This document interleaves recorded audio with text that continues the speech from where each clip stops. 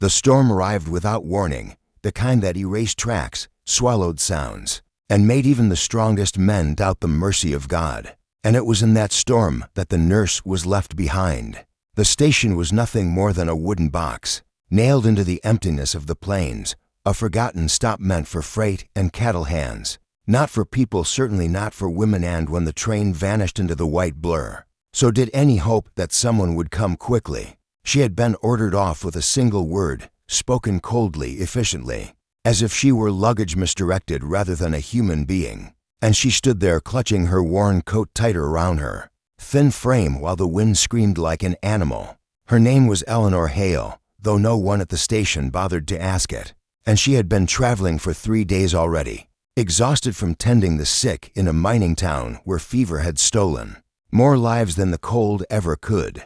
She had little money, no family waiting, and only the discipline drilled into her by years of nursing to keep her from collapsing into the snow immediately. Inside the station, the air was barely warmer than outside, the stove long dead, the benches splintered, and the windows cracked enough to let ice creep in like fingers. She tried to ration her strength, sitting still, counting breaths, remembering the faces of patients she had saved and the ones she hadn't, because memory at least gave her something to hold on to.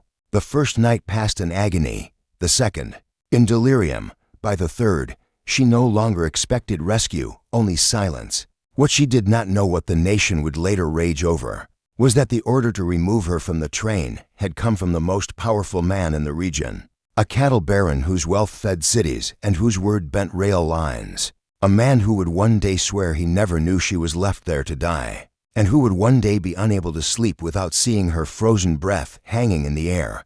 He was known as a titan, a man carved from iron and ambition, his name spoken carefully by bankers and politicians alike, and he had built his empire on land that stretched farther than the eye could follow, dotted with black herds that moved like living shadows across the plains. To the world, he was ruthless but respectable, decisive, untouchable, and entirely uninterested in sentiment.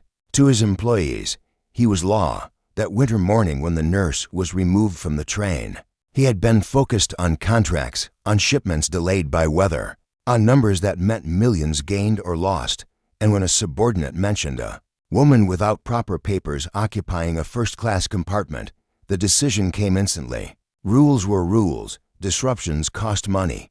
He waved it away, never lifting his eyes from the ledger, never imagining the cold that waited beyond the windows. By the time word of the stranded woman reached the nearby town, 3 days had already bled into one another, and the storm had quieted just enough to reveal the cruelty of what had happened.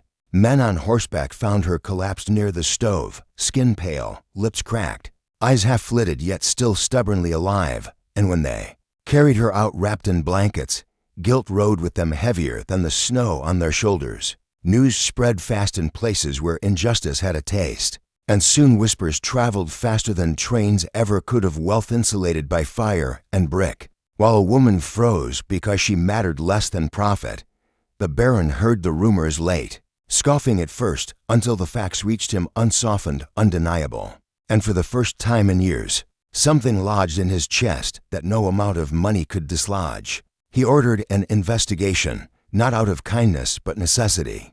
Yet when he was told she still lived barely, something fractured behind his ribs, an unfamiliar ache that followed him home and refused to leave.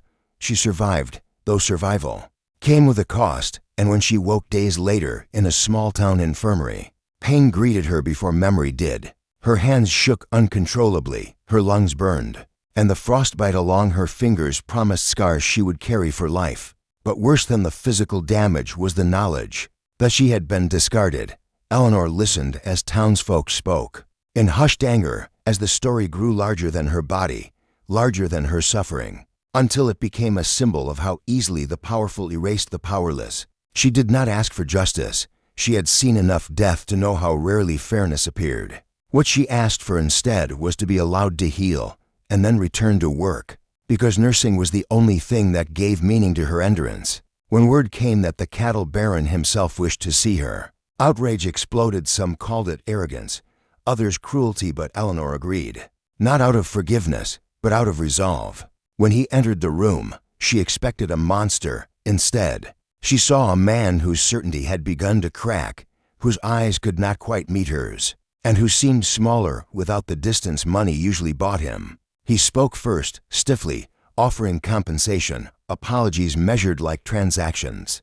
But she interrupted him with a voice still rough from cold and said quietly that she did not want his money, only his understanding.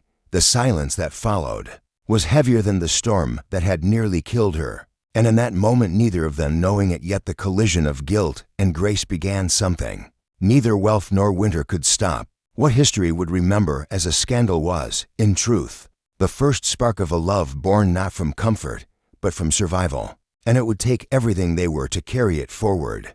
The story did not remain contained within the town for long, because injustice rarely stays quiet when it survives its own ending.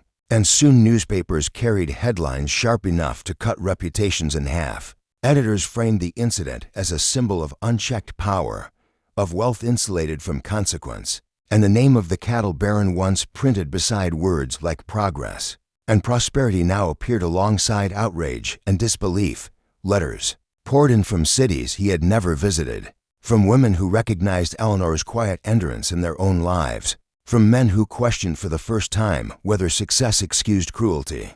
The baron responded as he had always responded to threats, with control, statements prepared by advisors, promises of policy changes, donations meant to pacify anger. Yet none of it touched the unease that had begun to hollow him from the inside. He found himself thinking of Eleanor not as the nurse from the papers, but as the woman who had looked at him without fear or flattery, who had refused his money, with a dignity that unsettled him more than any accusation, against counsel and logic. He returned to the infirmary, then again, each visit wrapped in excuses he barely believed, and each time he left more aware of how much of his life had been built without asking who paid the cost. Eleanor, for her part, watched him with a restraint sharpened by pain. She did not trust easily, and she did not confuse remorse with redemption. Yet she saw something changing, small at first. A hesitation before he spoke, a hand clenched behind his back when he listened to her describe the cold, the waiting. The moment she accepted she might die unseen, their conversations lengthened, drifting from the incident into quieter territories. Childhoods shaped by absence, ambitions born from fear of poverty, the loneliness that came with being indispensable to others but invisible as oneself. What neither dared name was the pull forming between them, fragile and dangerous, because it grew not from fantasy, but from truth spoken too plainly to be denied. As winter loosened its grip, Eleanor recovered enough to walk unaided, though the scars remained, pale reminders etched into her skin, and she made it clear she would not be kept as a symbol of his repentance.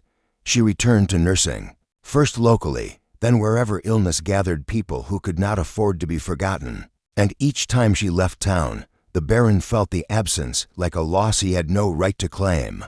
He followed her work from a distance, funding clinics without attaching his name, redirecting rail routes to serve remote communities, acts that confused his peers and unsettled investors, who preferred predictability over conscience. Rumors shifted, then sharpened. Some said he was being manipulated, others that guilt had broken him, but the truth was simpler and more dangerous. He was learning to see. When Eleanor returned months later, thinner but resolute, they met not as benefactor and victim, but as equals bound by a shared memory neither could erase.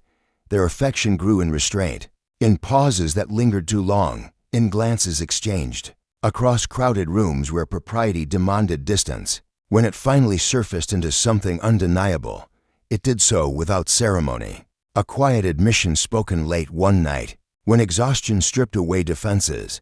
They knew at once what loving each other would cost, her credibility, his empire, the fragile reforms only just begun. Yet love, once named, has a way of refusing to remain obedient, and in choosing each other, they chose a path that would force the world to reckon with the humanity it preferred to overlook. History would later mark the moment their relationship became public as a turning point, not because it was romantic, but because it was inconvenient. Powerful men were not meant to be changed by those they harmed, and women left for dead were not meant to reshape the systems that discarded them. Eleanor stood beside him when he testified before commissions, her presence a living contradiction to the narratives written about her, and she spoke when asked not with bitterness, but with clarity that left no room for dismissal. Policies shifted, rail conduct codes were rewritten, worker protections expanded, and while critics argued over whether Love should be credited for reform, the truth lived in the spaces between their lives, in the way he no longer made decisions without asking who would feel them, and in the way she allowed herself, slowly, to be held without fear of being abandoned to the cold again. Their union did not erase the past, nor did it pretend to redeem it fully, but it transformed a moment of cruelty into a legacy of change, proving that history is not always made by grand intentions, but sometimes by a single refusal to let suffering be ignored. And long after the headlines faded, long after the cattle herds moved on and the station collapsed into dust, their story endured not as a fairy tale, but as evidence that even the most unbalanced beginnings can, when faced honestly, give rise to a love strong enough to alter the course of a nation. Time did not soften the world's judgment of them. Instead, it sharpened it, and as their lives became more visibly intertwined, resistance hardened in places where power feared example. Investors withdrew, allies distanced themselves, and men who had once praised the Baron's decisiveness now whispered that he had lost control, that sentiment had corrupted strategy. Eleanor felt the weight of it most keenly in the quiet moments, when letters arrived questioning her integrity, suggesting she had traded suffering for influence, reducing her endurance to opportunism. She burned none of them, keeping each folded away as proof of how easily truth could be rewritten when it made people uncomfortable. The Baron, watching the consequences ripple outward, offered more than once to retreat into silence, to protect her by sacrificing himself, but she refused, reminding him that silence had almost killed her once already. Together they faced hearings, boycotts, and ridicule, standing side by side not in defiance, but in resolve, and slowly the narrative began to fracture. Workers testified, nurses spoke, rail conductors admitted what rules had taught them to ignore, and the story expanded beyond a single station into a pattern too widespread to deny. Eleanor's voice, steady and unadorned, became its anchor. She did not accuse, she explained, and in doing so, forced the nation to confront not a villain, but a system that had normalized indifference. The Baron listened more than he spoke, a reversal so complete it unsettled even those who supported reform. And when legislation finally passed, its language bore the mark of lived experience rather than abstract morality. Change arrived unevenly, imperfectly, but it arrived nonetheless, carried on the backs of people who now knew someone was watching.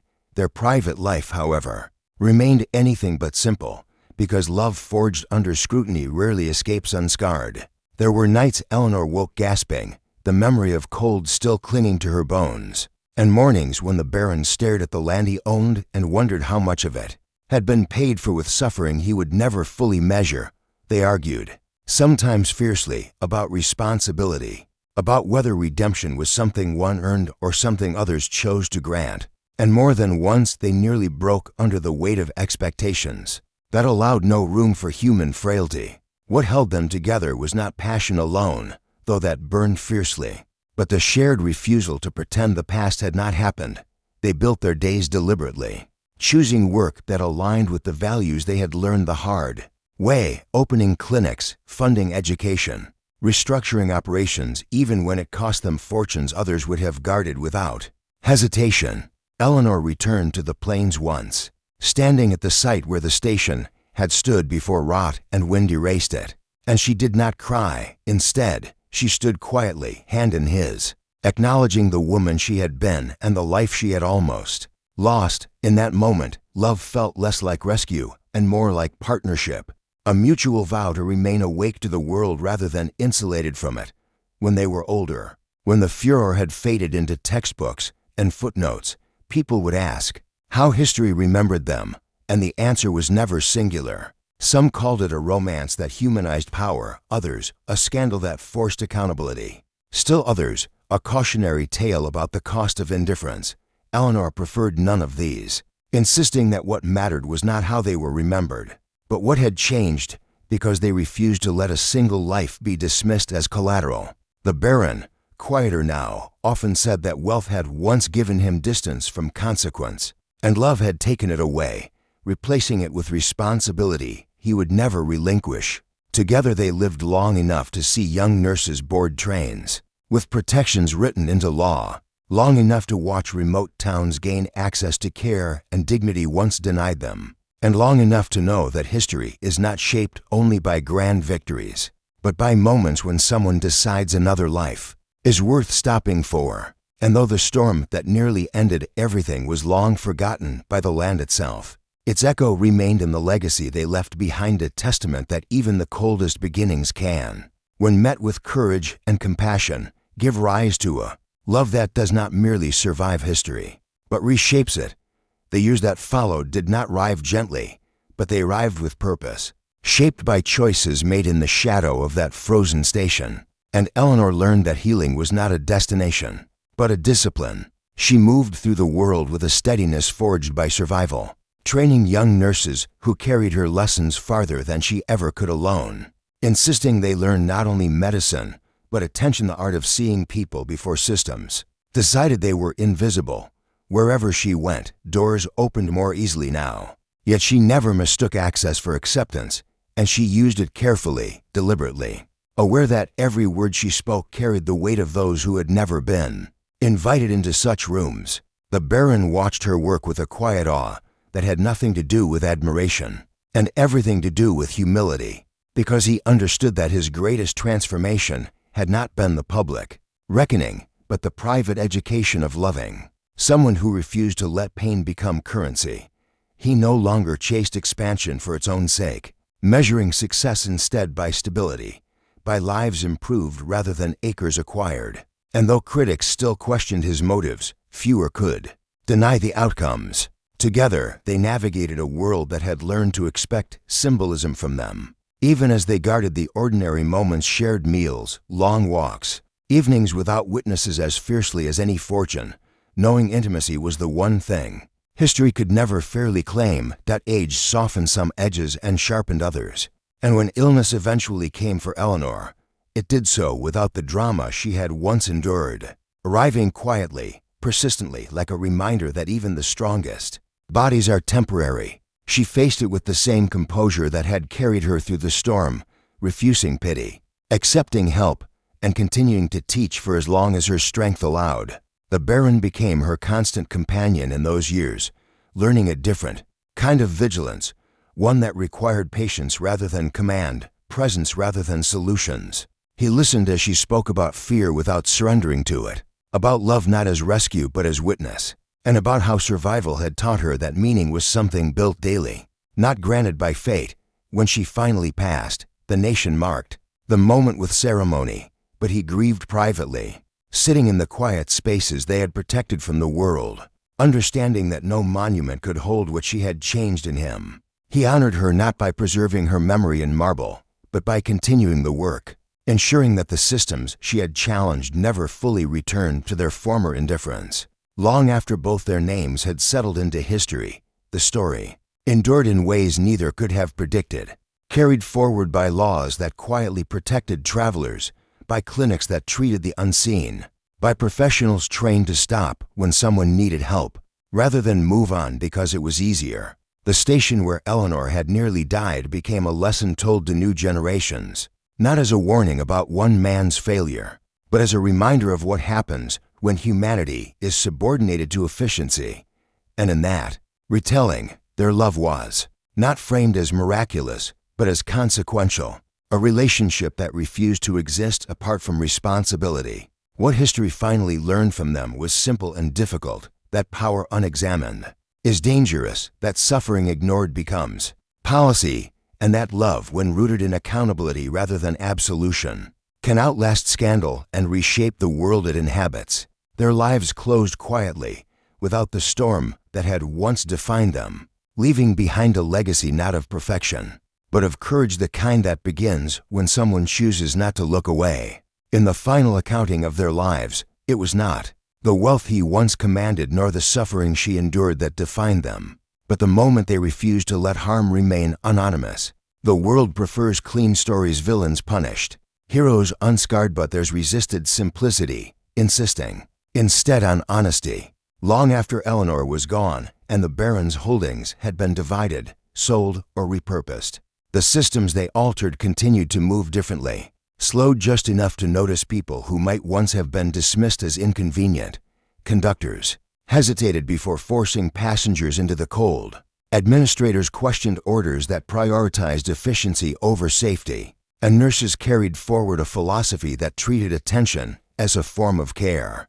None of this bore their names publicly, because Eleanor had never wanted credit, and he had learned that real accountability did not require applause. What endured was quieter and far more durable, a collective memory that somewhere, once, indifference had been interrupted, and that interruption had mattered. Those who studied the era later would debate what truly caused the shift, whether it was public outrage, political pressure, or economic recalculation, but those closest to the truth understood it began earlier, in a silence heavy with frost, when a woman decided her life was worth surviving and a man decided his power was worth questioning. Love, in their case, was not a dramatic escape from consequence, but an entry into it, a daily practice of remaining present to discomfort rather than fleeing from it. They had failed at times, disagreed fiercely, and carried regrets that never fully loosened their grip, yet they stayed with the work, believing that meaning did not require purity,